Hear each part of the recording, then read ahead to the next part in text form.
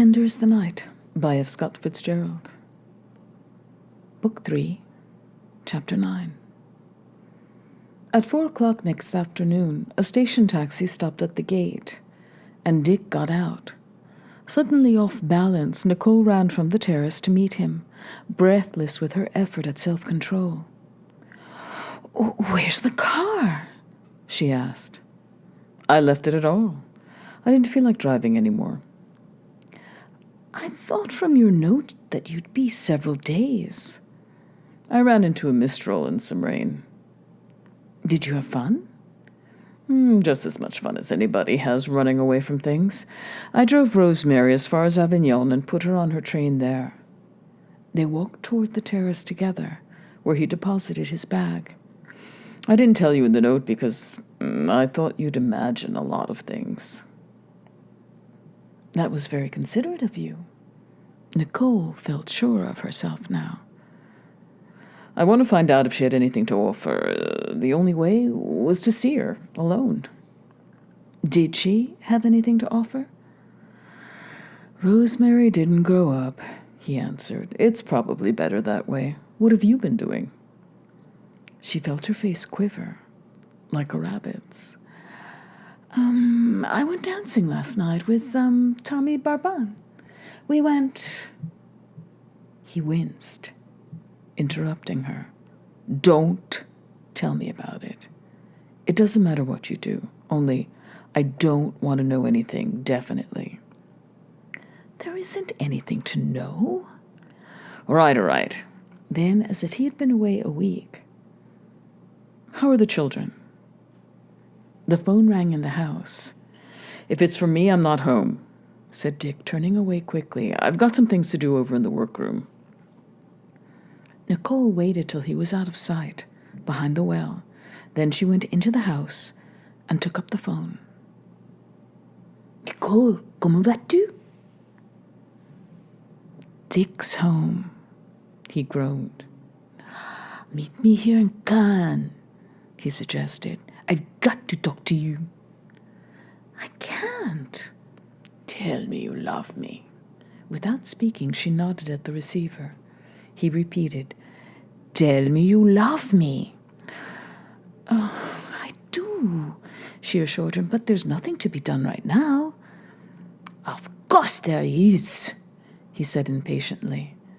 "Dick sees it's over between you two. It's obvious he has quit. What does he expect you to do?" "I don't know. I'll have to..."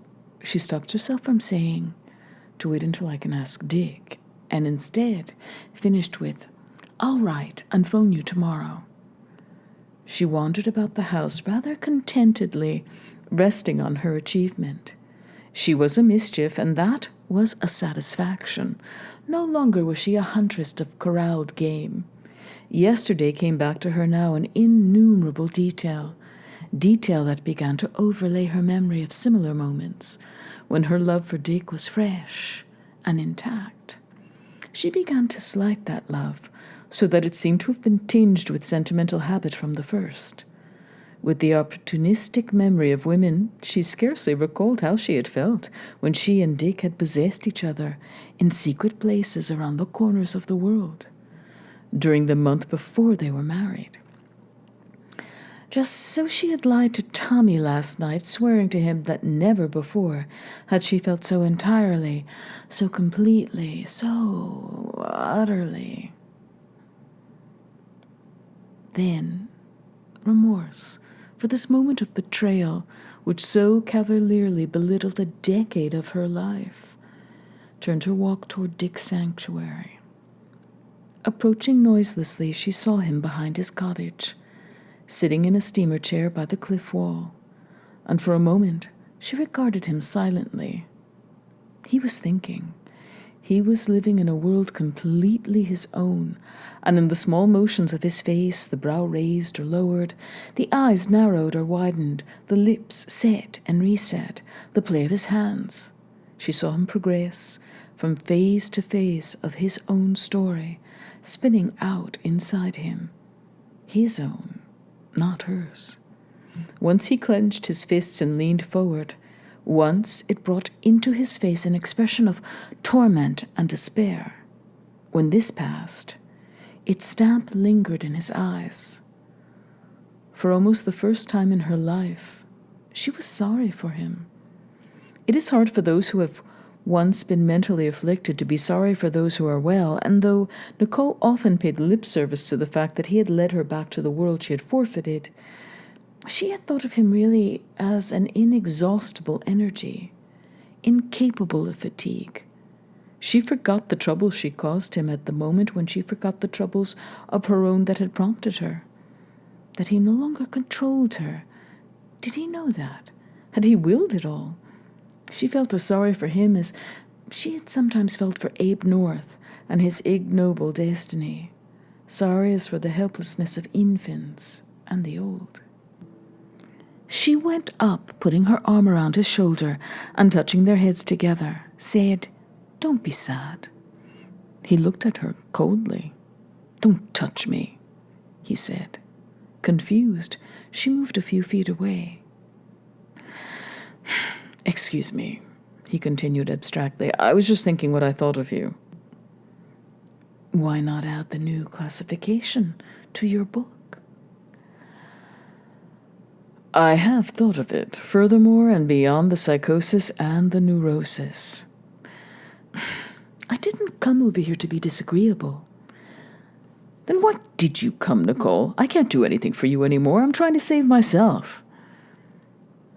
"From my contamination?" "Profession throws me in contact with questionable company sometimes."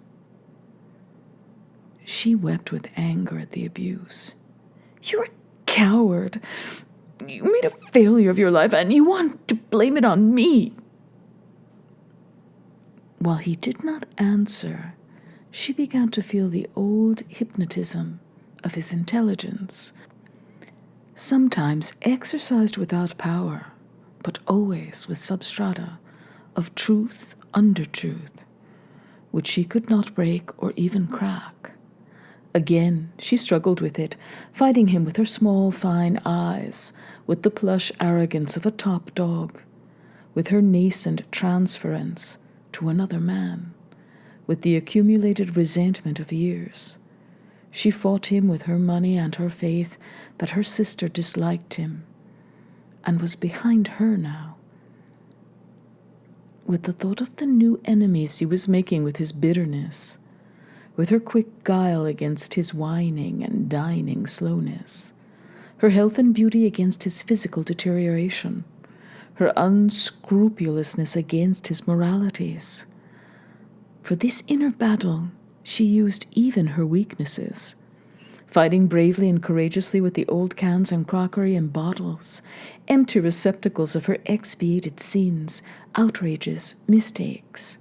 And suddenly, in the space of 2 minutes, she achieved her victory and justified herself to herself without lie or subterfuge. Cut the cord forever.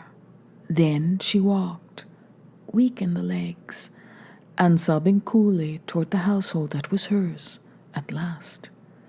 Dick waited until she was out of sight. Then he leaned his head forward on the parapet. The case was finished. Dr. Diver was at liberty. Chapter 10. At 2:00 that night, the phone woke Nicole, and she heard Dick answer it from what they called the restless bed in the next room. "Oui, oui. Mais à qui c'est que je parle?" "Oui." His voice woke up with surprise. "But can I speak to one of the ladies?" "Sir, the officer. They are both ladies of the very highest prominence, ladies of connections that might cause political complications of the most serious. It is a fact, I swear to you." "Very well. You will see." He got up, and as he absorbed the situation, his self-knowledge assured him that he would undertake to deal with it. The old fatal pleasingness, the old forceful charm, swept back with its cry of "use me." He would have to go fix this thing, and he didn't care a damn about, because it had early become a habit to be loved, perhaps from the moment when he realized that he was the last hope of a decaying clan. On an almost parallel occasion back in Daimler's clinic at the Zürichsee, realizing this power, he had made his choice, chosen Ophelia, chosen the sweet poison and drunk it. Wanting above all to be brave and kind, he had wanted, even more than that, to be loved. So it had been. So it would ever be. He saw simultaneously with the slow, archaic tinkle from the phone box as he rang off. There was a long pause. Nicole called. "What is it? Who is it?" Dick had begun to dress even as he hung up the phone. "It's the postal police in Antibes. They're holding Mary North and the Sibley Beers. It's something serious. The agent wouldn't tell me. He kept saying, pas de mode, pas d'automobile. But he implied it was just about everything else."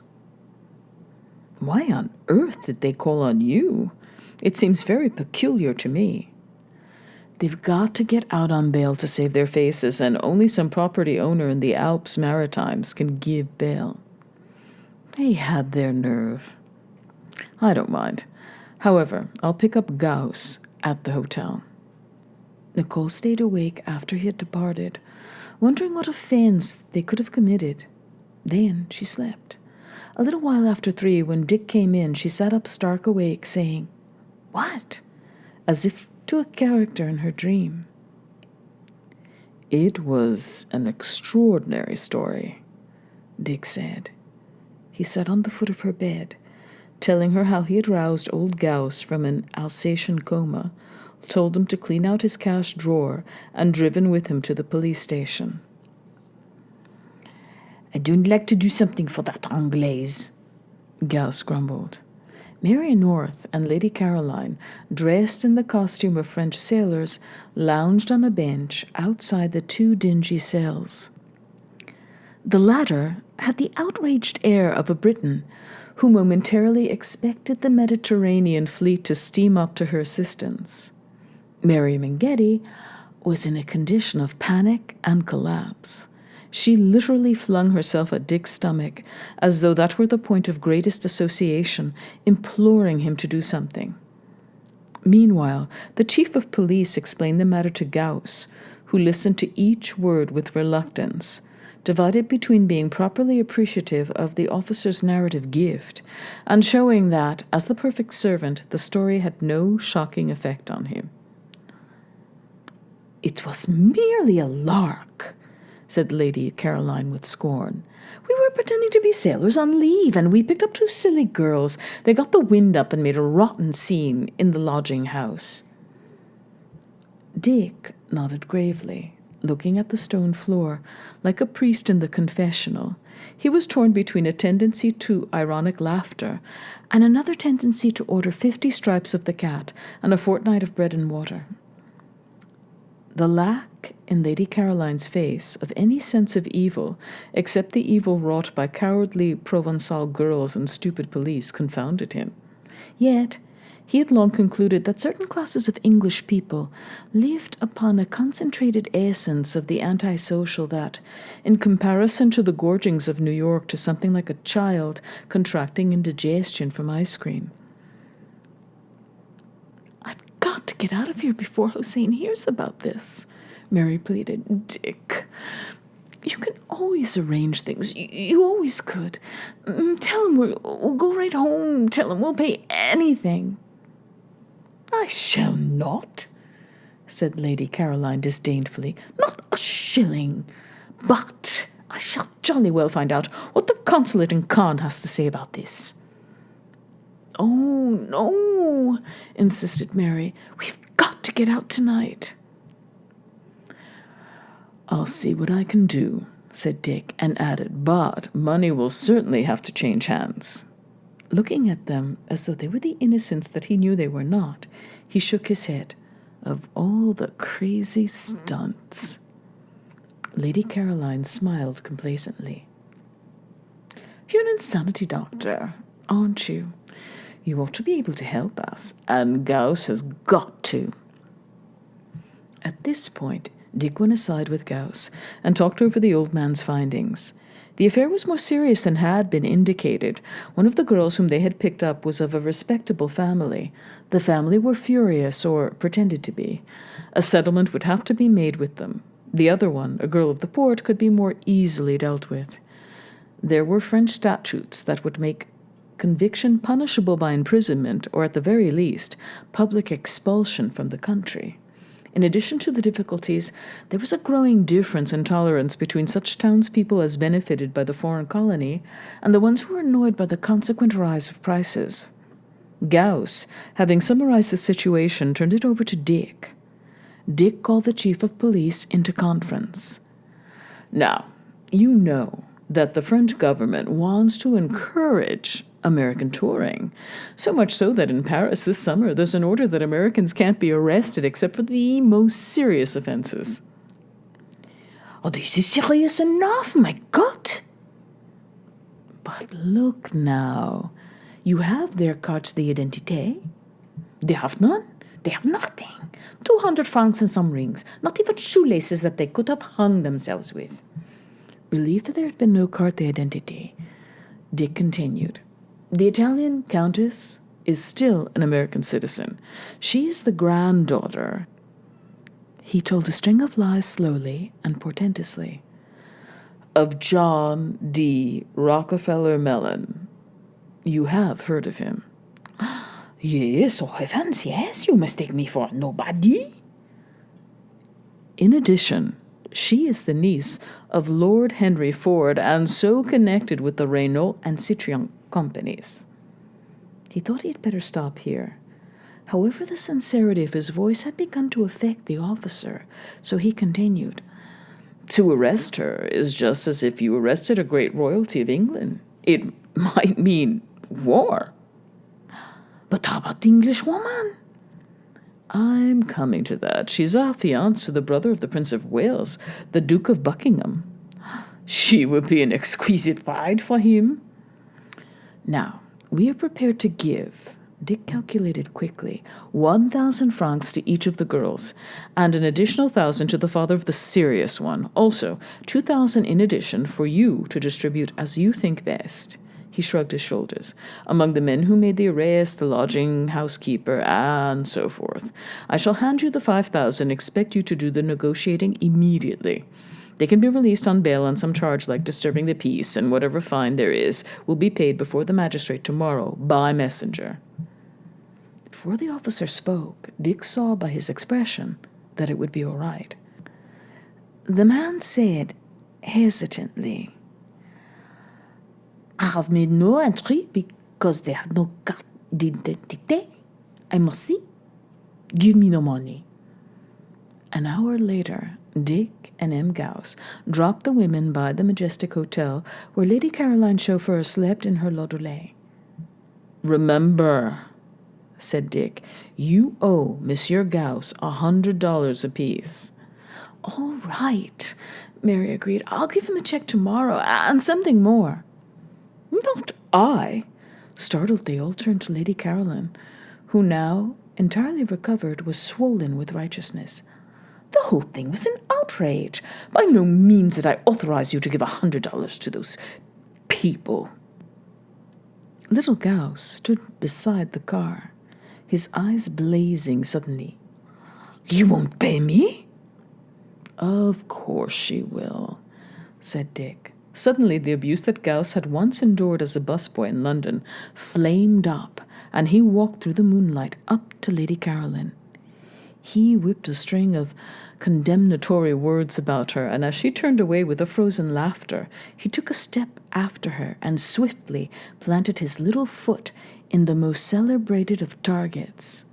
Lady Caroline, taken by surprise, flung up her hands like a person shot as her sailor-clad form sprawled forward on the sidewalk. Dick's voice cut across her raging.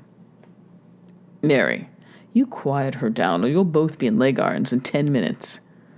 On the way back to the hotel, old Gauss said not a word until they passed the Juan Lepin casino, still sobbing and coughing with jazz. Then he sighed forth. I have never seen women like this sort of women. I have known many of the great courtesans of the world, and for them I have much respect often, but women like these women I have never seen before. Chapter 11. Dick and Nicole were accustomed to go together to the barber and have haircuts and shampoos in adjoining rooms. From Dick's side, Nicole could hear the snip of shears, the count of changes, the voilas and pardons. The day after his return, they went down to be shorn and washed in the perfumed breeze of the fans. In front of the Carlton Hotel, its windows as stubbornly blank to the summer as so many cellar doors, a car passed them, and Tommy Barban was in it. Nicole's momentary glimpse of his expression, taciturn and thoughtful, and in the second of seeing her wide-eyed and alert, disturbed her. She was going to where he was going. The hour with the hairdresser seemed one of the wasteful intervals that composed her life, another little prison. The coiffeuse in her white uniform, faintly sweating lip rouge and cologne, reminded her of many nurses. In the next room, Dick dozed under an apron and a lather of soap. The mirror in front of Nicole reflected the passage between the men's side and the women's, and Nicole started up at the sight of Tommy entering and wheeling sharply into the men's shop.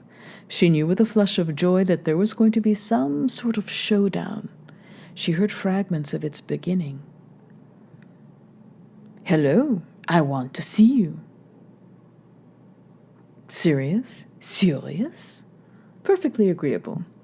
In a minute, Dick came into Nicole's booth, his expression emerging annoyed from behind the towel of his hastily rinsed face.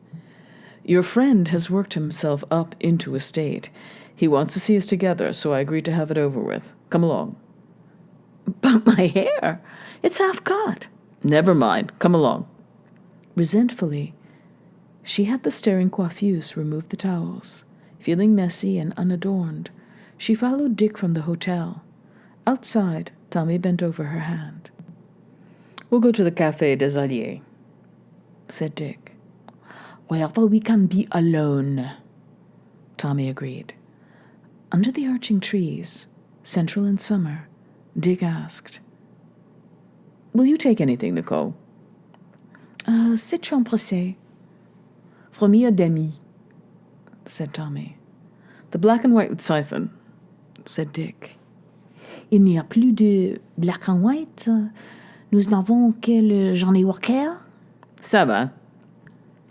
"But she's not wired for sound, but on the quiet, you ought to try it." "Your wife does not love you," said Tommy suddenly. "She loves me." The two men regarded each other with a curious impotence of expression. There can be little communication between men in that position, for their relation is indirect and consists of how much each of them has possessed or will possess of the woman in question, so that their emotions pass through her divided self as through a bad telephone connection. "Wait a minute," Dick said. "Donnez-moi du Jean et du chiffon." "Bien, monsieur." "All right, go on, Tommy." "It's very plain to me that your marriage to Nicole has run its course. She is too. I've waited 5 years for that to be so." "What does Nicole say?" They both looked at her. "I've gotten very fond of Tommy, Dick." He nodded. "You don't care for me any more," she continued. "It's all just habit.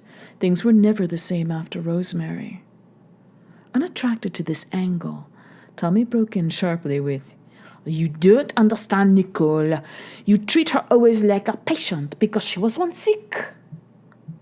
They were suddenly interrupted by an insistent American of sinister aspect, vending copies of the Herald and of the Times fresh from New York.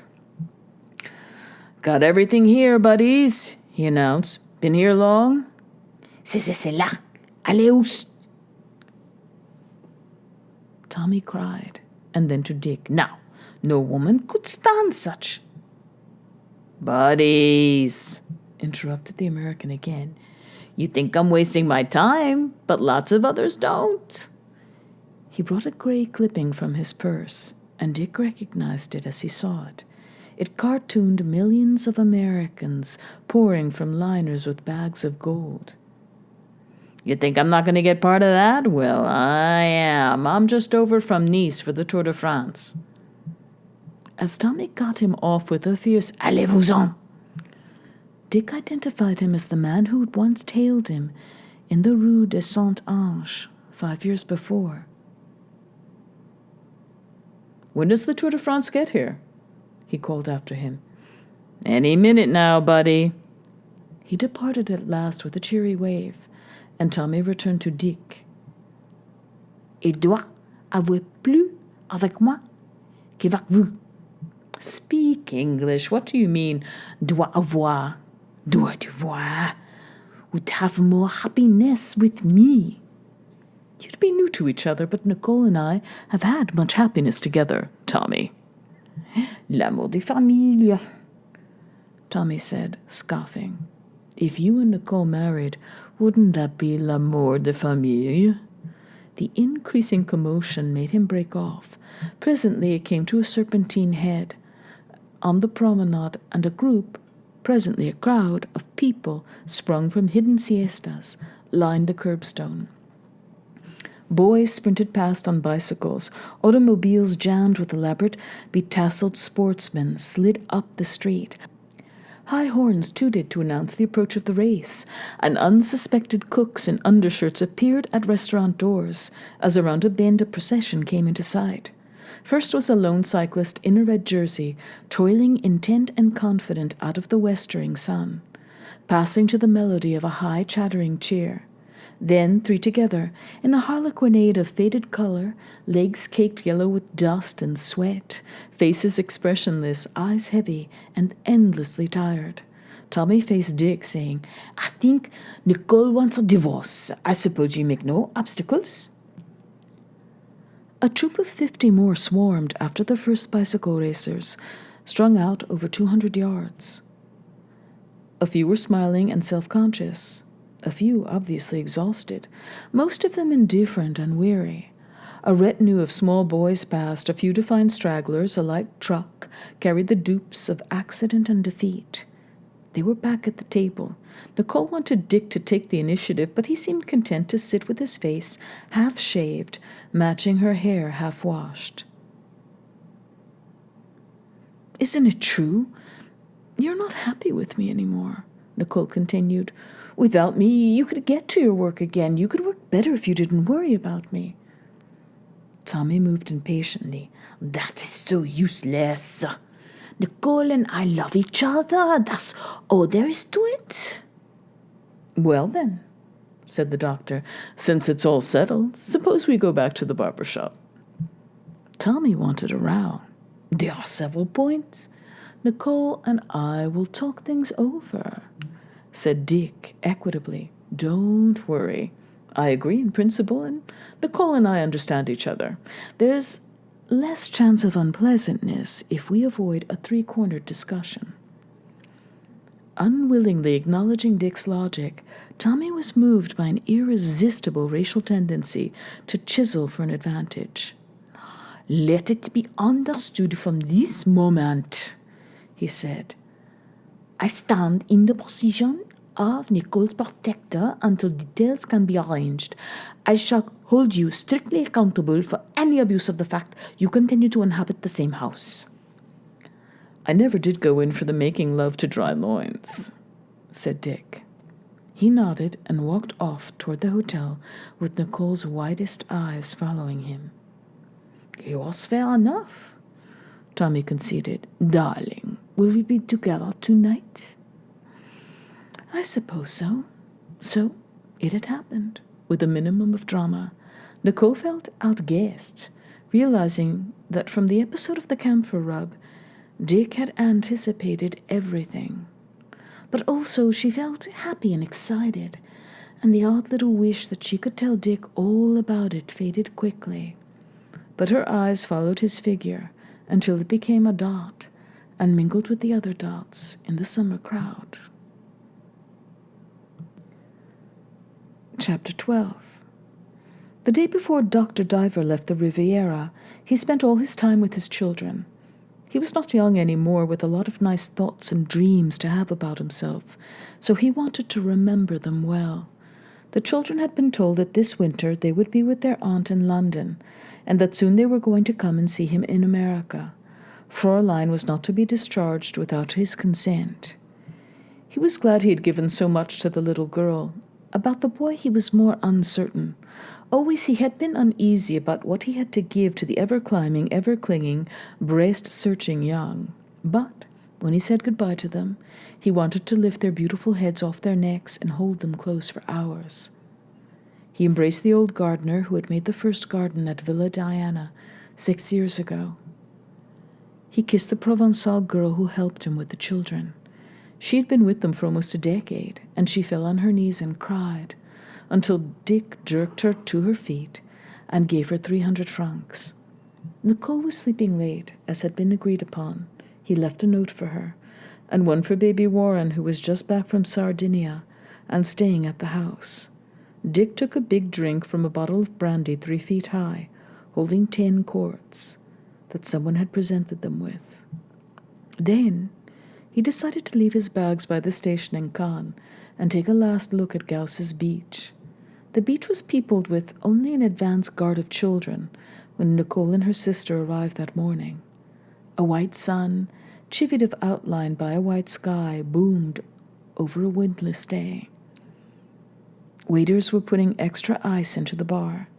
An American photographer from the A&P worked with his equipment in a precarious shade and looked up quickly at every footfall descending the stone steps.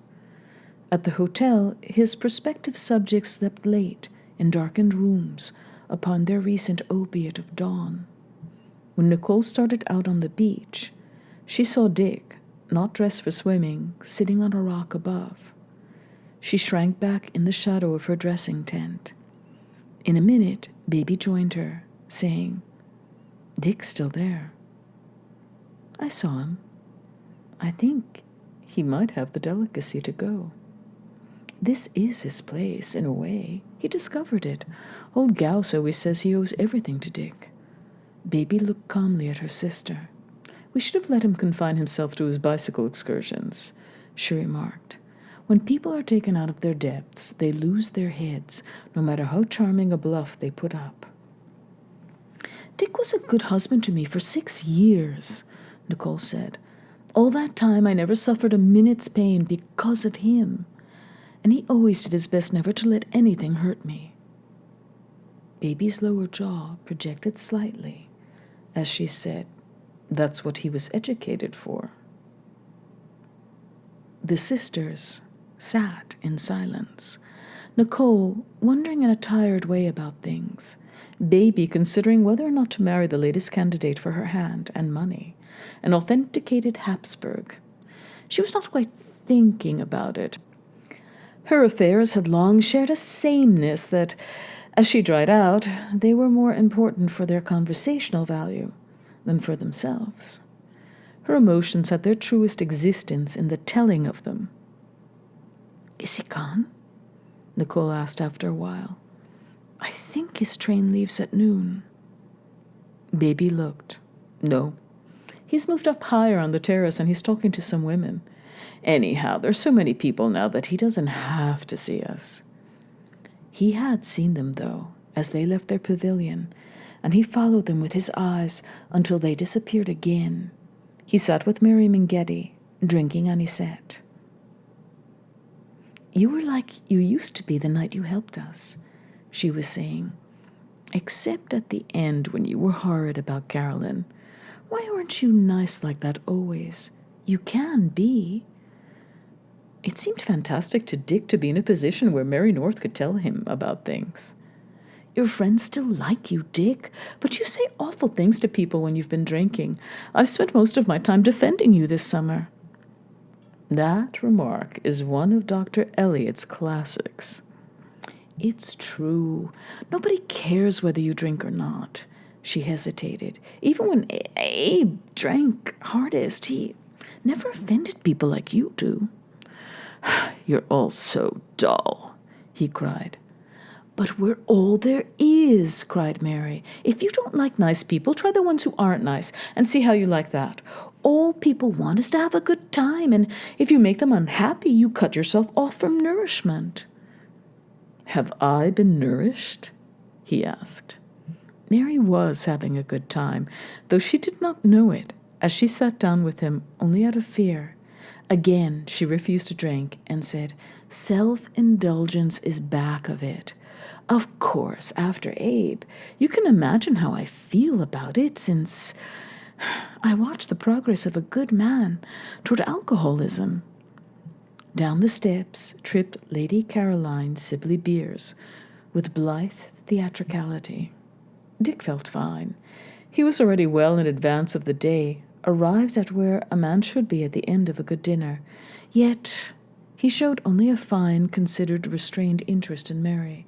His eyes, for the moment clear as a child's, asked her sympathy, and stealing over him, he felt the old necessity of convincing her that he was the last man in the world, and she was the last woman.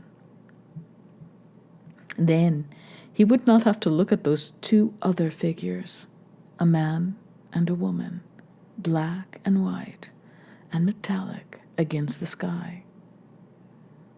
You once liked me, didn't you? He asked. Liked you? I loved you. Everybody loved you. You could have had anybody you wanted for the asking. There has always been something between you and me. She bit eagerly. Has there, Dick? Always. I knew your troubles and how brave you were about them. But the old interior laughter had begun inside him, and he knew he couldn't keep it up much longer. I always thought you knew a lot, Mary said enthusiastically, more about me than anyone has ever known. Perhaps that's why I was so afraid of you and we didn't get along so well.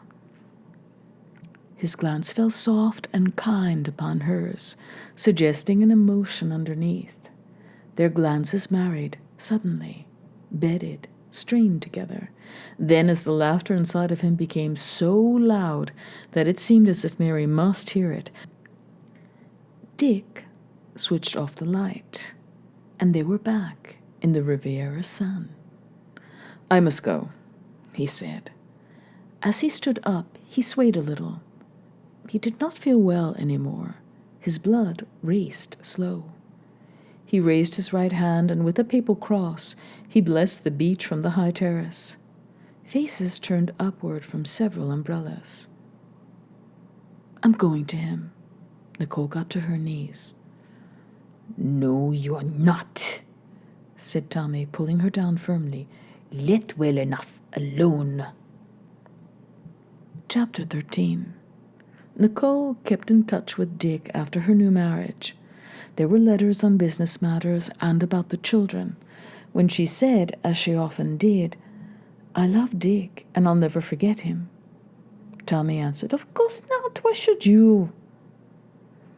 Dick opened an office in Buffalo, but evidently without success. Nicole did not find what the trouble was, but she heard a few months later that he was in a little town named Batavia, New York, practicing general medicine, and later that he was in Lockport doing the same thing. By accident, she heard more about his life there than anywhere, that he bicycled a lot, was much admired by the ladies, and always had a big stack of papers on his desk that were known to be an important treatise on some medical subject, almost in process of completion. He was considered to have fine manners, and once made a good speech at a public health meeting on the subject of drugs.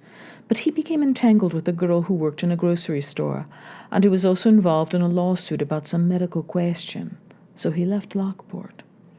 After that, he didn't ask for the children to be sent to America, and didn't answer when Nicole wrote asking him if he needed money. In the last letter she had from him, he told her that he was practicing in Geneva, New York, and she got the impression that he had settled down with someone to keep house for him.